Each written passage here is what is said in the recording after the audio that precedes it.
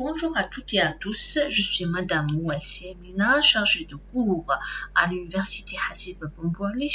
Aujourd'hui, on va voir ensemble une partie du cours phytoprotection qui est la mycologie. Donc, pour cela, on a adopté les objectifs suivants. Intégrer les notions fondamentales de mycologie végétale et les caractères généraux des champignons. Analyser les phénomènes de parasitisme et d'infection, connaître le mode de vie, de nutrition et de reproduction des mycètes, découvrir les intérêts économiques des champignons. Les champignons phytopathogènes sont capables de mettre en place des processus infectieux complexes pour développer les structures spécialisées que leur cycle infectieux requiert. S'adapter aux conditions nutritionnelles que constitue l'hôte végétal et contrer les réponses de défense des plantes. L'objectif de ce cours concerne l'étude des mécanismes moléculaires essentiels au processus infectieux des champignons phytopathogènes. Encore, ces champignons sont des microbes qui provoquent le plus de dommages aux plantes. À titre d'exemple, la destruction des récoltes de pommes de terre en Irlande par Phytophthora infestans vers le XIXe siècle fut à l'origine d'une large famine qui causa la mort de centaines de milliers de personnes et l'immigration de plus d'1,5 million d'habitants vers les États-Unis. La relation parasitaire avec la plante hôte peut être biotrophique, ça veut dire la mort de la cellule végétale n'est pas une conséquence de l'infection, ou nécrotrophique, ça veut dire la pénétration du champignon est cause de mort cellulaire engendrant alors une nécrose des tissus. Les champignons sont des eucaryotes unicellulaires ou pluricellulaires hétérotrophes, ils peuvent être saprophytes, parasites ou peuvent vivre en symbiose avec d'autres végétaux. Elles présentent des aspects extrêmement variés.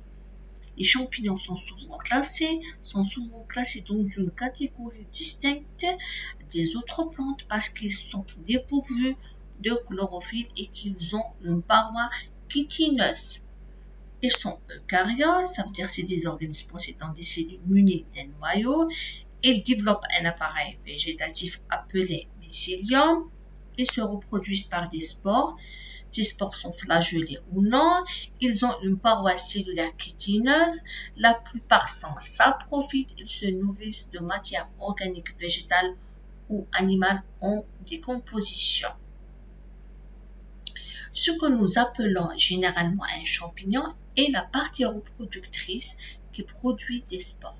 Le corps du champignon est un enchevêtrement de filaments fins enfouis dans la terre ou dans la matière qu'il décompose. Les champignons font pourrir le bois, attaquent les végétaux, gâtent les aliments et causent de nombreuses maladies chez l'humain. Nous avons deux types de champignons. Les champignons parasites qui exploitent la matière organique vivante, qu'il s'agisse de végétaux, d'animaux y compris les hommes, voire d'autres champignons.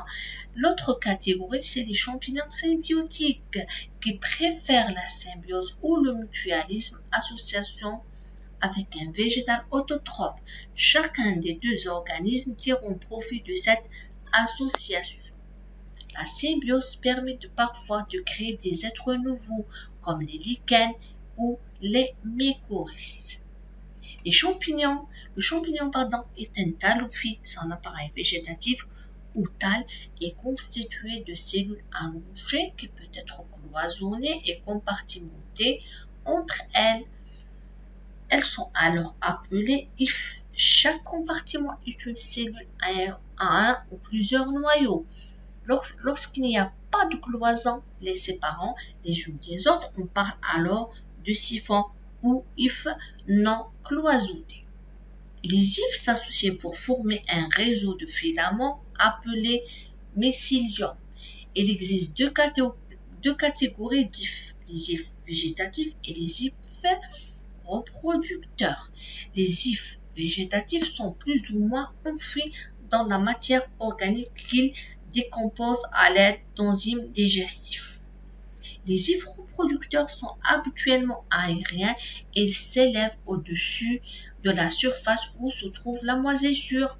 Ils produisent des spores qui assurent la reproduction du champignon. Pour la classification des champignons, nous avons les chytridiomycètes, les zygomycètes, les ascomycètes et les basidiomycètes.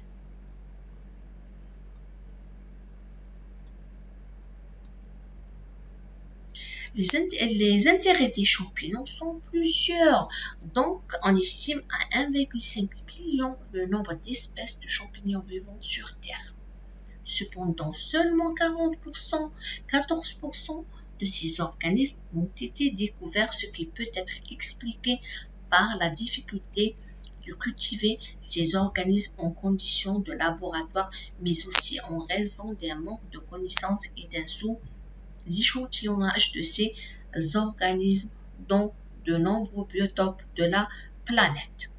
Le rôle écologique. Donc, ces champignons jouent un rôle central dans beaucoup d'écosystèmes, notamment en tant que symbiote des arbres, mais surtout en tant que décomposeurs, bouclant le cycle du carbone et de nombreux éléments. Pour le rôle pétrologique et minéralogique, donc les champignons altèrent la structure superficielle et la composition chimique des roches et de leurs minéraux. Ils contribuent au développement des sols et au cycle géochimique globaux. Les champignons libres non symbiotiques trouvent à la surface des roches des nutriments d'origine variée, poussière transportée par le vent, produits émis par l'industrie et les habitations, exudats des micro-organismes et des insectes ou autres animaux. Pour l'équilibre forestier, l'attitude des forestiers à l'égard du champignon est parfois ambiguë, car elle est tantôt l'indispensable auxiliaire de la forêt et de son sol, rôle pédologique majeur, tantôt un facteur de dégradation commerciale et technique du bois, coloration, biodégradation, maladies fongiques, etc., et tantôt un élément ou une source de revenus parfois importantes, truffes notables. En alimentation, donc de nombreuses espèces comestibles et charnues sont utilisées à des fins alimentaires, notamment en soupe. Mais certaines espèces comestibles sont très recherchées pour leur saveur, le cèpe de Bordeaux, la truffe noire et les rouges. Pour le rôle économique, donc les champignons jouent un rôle considérable dans nos sociétés parce que les maladies des plantes, dites maladies cryptogamiques, qu'ils occasionnent surtout les ascomycètes, réduisent fortement l'offre alimentaire. Ils sont responsables de 85% des maladies de plantes et de 30% des maladies émergentes actuelles.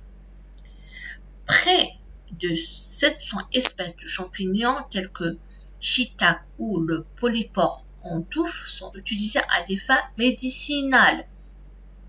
Les champignons contiennent souvent des molécules organiques très complexes, plus ou moins toxiques. La pénicilline et de nombreux médicaments sont tirés de champignons.